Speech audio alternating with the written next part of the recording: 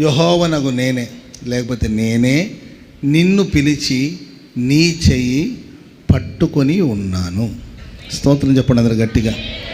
నేనే నిన్ను పిలిచి నీ చెయ్యి పట్టుకొని ఉన్నాను. స్తోత్రం చెప్పండి అందరు గట్టిగా. మనల్ని పిలిచింది ఎవరు చెప్పాలి. ప్రభువే చెప్తున్నాడు, నేనే నిన్ను పిలిచి నీ చెయ్యి పట్టుకొని ఉన్నాను. స్తోత్రం చెప్పండి అందరు గట్టిగా. ఈ వాగ్దానాన్ని దేవుడు మన వినికిడిలో మన జీవితంలో స్థిరపరిచి ఆశీర్వదించునుగాక.